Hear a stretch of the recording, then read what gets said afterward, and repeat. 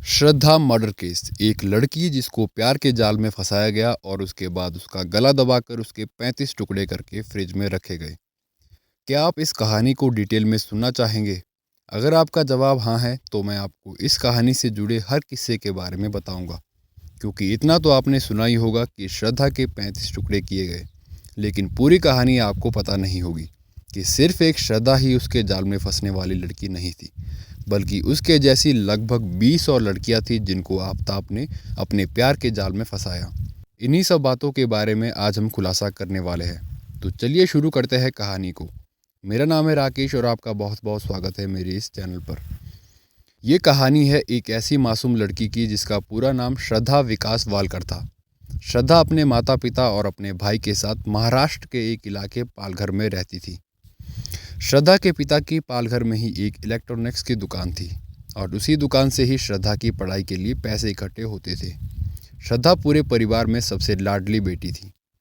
25 साल की उम्र में नौकरी की तलाश में वो पालघर छोड़कर मुंबई आ गई और कुछ दिनों तक इधर उधर पता करने के बाद मलाड में एक मल्टीनेशनल कंपनी में उसकी जॉब मिल जाती है। इस मल्टीनेशनल कंपनी में उसे एक कॉल सेंटर की जॉब मिलती है और उसी कंपनी में एक और लड़का था जो कि वहीं पर काम करता था। उसका नाम था आफ्ताब अमीन पूनावाला। वो भी उसी मल्टीनेशनल कंपनी में जॉब करता था जहां पर श्रद्धा काम करती थी। लेकिन वो दोनों आपस में अनजान थे, एक कंपनी में होते हुए भी। दोनों की आपस में जान पहचान एक डेटिंग ऐप के जरिए होती है। तब उन दोनों को पता लगता है कि दोनों एक ही कंपनी में जॉब करते हैं। इसी तरीके से उनकी बात शुरू होती है और कुछ दिनों तक थोड़ी बहुत बातचीत होने के बाद दोनों आपस में मिलने का फैसला लेते हैं। लेकिन श्रद्धा को ये पता नहीं था कि वो किस ओर जा रही है और आगे जाकर उसके साथ क्या होने वाला है। इस बात से वो पूरे तरीके से अनजान थी। काफ़ी समय वो एक दूसरे के साथ बिताते हैं। फिर समय आता है साल 2019 का। वो दोनों एक कंपनी में होते हुए भी काफ़ी दूर दूर रहते थे क्योंकि श्रद्धा जॉब का टाइम ख़त्म होने के बाद अपने रूम और आफ्ताब भी अपने रूम चला जाता था। लेकिन साल 2019 की शुरुआत में ही आफ्ताब और श्रद्धा फैसला लेते हैं कि अब वो दोनों अलग अलग रहने के बजाय लिव इन रिलेशनशिप में रहेंगे। फिर वो दोनों एक घर की तलाश में निकल पड़ते हैं। 2-3 दिन बाद उन्हें एक उनके लिए घर मिल जाता है और वो दोनों उस घर को किराए पर ले लेते हैं और अपना सारा सामान वो दोनों उस घर में ले जाते हैं। और फिर कुछ दिनों के बाद श्रद्धा फैसला लेती है कि वो आफ्ताब के बारे में अपनी माँ के पास बता देगी और वो चली जाती है पालघर। और वहाँ पर वो अपनी माँ के पास बताती है कि वो एक लड़के से प्यार करती है और लड़का भी उसी मल्टीनेशनल कंपनी में जॉब करता है जिसमें कि वो खुद काम करती है। इतना सब तो उसने अपनी माँ के पास बता दिया था। फिर वो बताती है कि वो लड़का आफ्ताब है और वो एक मुसलमान है। उसके बाद श्रद्धा की माँ और उसके पिता इस रिश्ते को मानने से इनकार कर देते हैं क्योंकि उनके अनुसार किसी दूसरे धर्म में उनकी बेटी शादी करे, इस बात से वो सहमत नहीं थे। उन्होंने अपनी बेटी की शादी अपने ही धर्म वाले लड़के से करवानी थी। श्रद्धा अपनी बात पर अड़ी हुई थी। वो आफ्ताब के साथ ही रहना चाहती थी और उसी से ही शादी करना चाहती थी। लेकिन परिवार वालों ने उसकी एक नहीं मानी और फिर श्रद्धा ने घर छोड़ने का फैसला ले लिया। और लास्ट में जाते जाते श्रद्धा कहती है कि अब आपकी आज से कोई भी बेटी नहीं है। इतना सब कहने के बाद श्रद्धा घर वालों से हमेशा हमेशा के लिए दूर हो गई। श्रद्धा आफ्ताब के साथ रहने लगी। काफ़ी समय तक उनके बीच काफ़ी अच्छा रिलेशनशिप चला। लेकिन कभी कभी श्रद्धा और आफ्ताब की लड़ाई भी होती थी। लेकिन आफ्ताब श्रद्धा को लड़ाई करने के बाद मना लेता था। परिवार से दूर रहने के बाद भी श्रद्धा अपने परिवार का हाल चाल तो पता कर ही लेती थी, अपने दोस्तों से भी और कभी कभी श्रद्धा के बाद फ़ोन पर उसकी माँ से भी होती थी। श्रद्धा की माँ ने उसके पिता के पास भी ये बात बताई थी कि कभी कभी श्रद्धा और आफ्ताब की लड़ाई होती है और हो सकता है कि आफ्ताब श्रद्धा को मारता पीटता भी होगा। फिर समय आता है 23 जनवरी 2020 का। 23 जनवरी 2020 को श्रद्धा की माँ की मौत हो जाती है और इस बात की जानकारी श्रद्धा को उसके दोस्तों से पता चलती है। और फिर श्रद्धा अपने घर अपनी माँ के अंतिम संस्कार में पहुंच जाती है। अंतिम संस्कार होने के बाद श्रद्धा कुछ दिनों तक वहीं पर रुकती है। लेकिन श्रद्धा के पिता को पता था कि कभी कभी श्रद्धा और आफ्ताब की आपस में लड़ाई होती है और उसके पिता कहते हैं कि वो आफ्ताब से रिश्ता ख़त्म कर दे और हमेशा के लिए हमारे पास लौट आए। लेकिन श्रद्धा ऐसा नहीं करती है। वो वापस आफ्ताब के पास ही लौट जाती है और इसके बाद 2 साल तक बाप बेटी के बीच बातचीत बंद हो जाती है। वहाँ से वापस आने के बाद श्रद्धा बार बार आफताब से शादी की बात करती है। श्रद्धा ये सब बातें अपनी एक खास दोस्त के पास भी बताती रहती है, जो कि उसके बहुत क्लोज थी। और वो कहती है कि मैंने अब शादी करनी है। और आफताब उसकी बात को टालने की कोशिश करता रहता है। और इस बात पर उनकी आपस में लड़ाई भी हो जाती है। लड़ाई होने के बाद आफताब ने श्रद्धा को जैसे तैसे मना लिया और आफताब भी अपने घर में अपनी शादी की बात करने के लिए चला गया। लेकिन जैसे ही आफताब ने अपने घर में बताया कि लड़की हिंदू है, तो आफताब के माता पिता ने भी वही बात बोली जो कि श्रद्धा के माता पिता ने कही थी, कि हम दूसरे धर्म में शादी करवाने के लिए राजी नहीं हैं। और इस बात से आफताब की सारी उम्मीदें खत्म हो जाती है।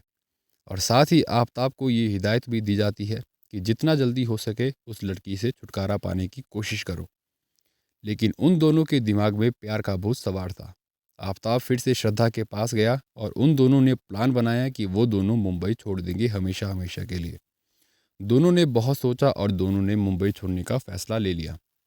8 मई 2022 को आफताब और श्रद्धा दोनों मुंबई छोड़कर दिल्ली आ गए और दोनों ने अपनी अपनी जॉब छोड़ दी। अब उन्हें घर भी ढूंढना था रहने के लिए और नौकरी की तलाश भी दोनों को थी। शुरुआत में 2 दिनों तक वो होटल में रहे। उसके बाद कुछ दिनों तक वो दोनों किसी कॉमन फ्रेंड के रूम में रहे।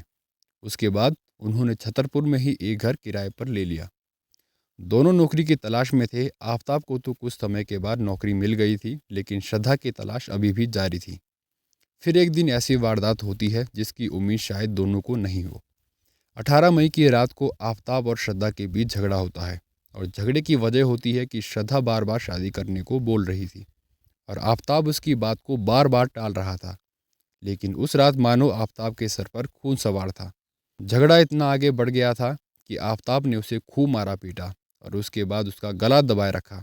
उसकी आखिरी सांस जब तक रुक नहीं गई तब तक उसने श्रद्धा का गला नहीं छोड़ा और मौके पर ही श्रद्धा की मौत हो गई। श्रद्धा की हत्या करने के बाद वो जरा सा भी नहीं डरा, लेकिन उसे इस बात की चिंता सता रही थी कि कैसे वो श्रद्धा की बॉडी को डिस्पोज करेगा। और सबसे बड़ी प्रॉब्लम उसके लिए ये भी थी कि अगर किसी ने लाश को उसके रूम में देख लिया या बाहर जाते हुए देख लिया, फिर उसका जेल जाना तो तय ही है। हाल ही में उसने हॉलीवुड की एक मूवी देखी थी जिसका नाम था डेक्स्टर। वो उस मूवी से इंस्पायर्ड हुआ और डेक्स्टर की तरह ही उसने श्रद्धा की बॉडी को डिस्पोज करने का सोचा। 18 मई की रात को वो लाश के पास ही सो गया और उसके अगले दिन सुबह जब वो उठा तो उसने एक प्लान बनाया। वो घर से बाहर गया और मार्केट से एक बड़ा सा फ्रिज ले आया और प्लास्टिक की कुछ थैली और एक आरी खरीद कर अपने उस घर में ले गया। फ्रिज को उसने इंस्टॉल किया और सबसे पहले उसने पानी की 2 बोतलें उसमें रखी, ये चेक करने के लिए कि फ्रिज चल रहा है या फिर नहीं। तो उसने देखा कि फ्रिज अच्छे से काम कर रहा है। फिर उसने श्रद्धा की लाश को आरी से काटना शुरू कर दिया। उसने पहले सोशल मीडिया पर देखा कि आदमी के शरीर को कैसे डिस्पोज किया जाता है और फिर उसी के हिसाब से उसने भी काम किया।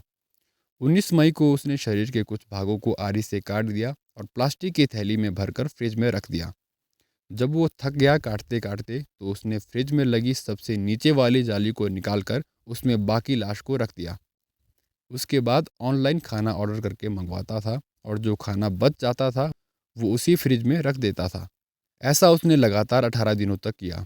गर्मियों के वो दिन थे और उस समय पर ज़्यादा दिन तक अगर लाश घर पर ही रही तो उसमें से दुर्गंध आने लगती है। इसलिए उसने रूम फ्रेशनर और भी बहुत सारे केमिकल्स लाए ताकि रूम में किसी भी प्रकार की गंध ना आए। और डेली उसका यही काम होता था। डेली वो श्रद्धा के टुकड़े टुकड़े करके फ्रिज में रखता था और इसी बीच वो ऑनलाइन डेटिंग साइट से अलग अलग लड़कियों से बात करके उनको उसी घर में मिलने के लिए बुलाता था। उस समय पर वो बाकी बची लाश को अलमारी में रख देता था ताकि किसी को भी शक ना हो। धीरे धीरे वो उन प्लास्टिक की थैलियों को जंगल में फेंकता रहा। वो रात के 2 बजे के आसपास अपने बैग में उन थैलियों को भरकर ले जाता था और जंगल में फेंक देता था। लेकिन किसी ने भी ये नहीं सोचा होगा कि एक आदमी इतना हैवान भी बन सकता है।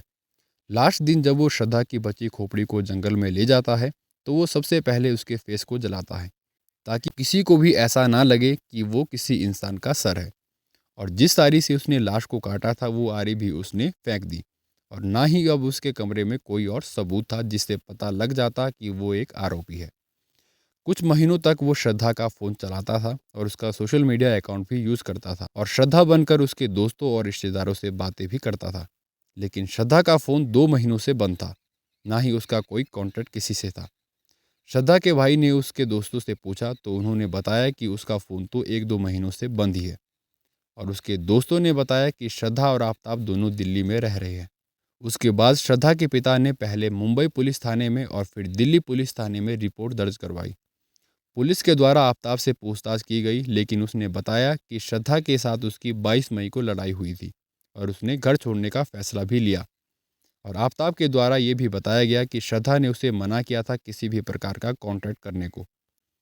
लेकिन आफताब की यही गलती उस पर भारी पड़ गई, क्योंकि पुलिस ने जब श्रद्धा का फ़ोन ट्रेस करवाया तो पुलिस को पता लगा कि 22 मई के बाद भी कुछ समय तक उसी लोकेशन पर फ़ोन एक्टिव हो रहा था। और उसके बाद भी श्रद्धा के सोशल मीडिया अकाउंट से उसके दोस्तों को मैसेज आते थे।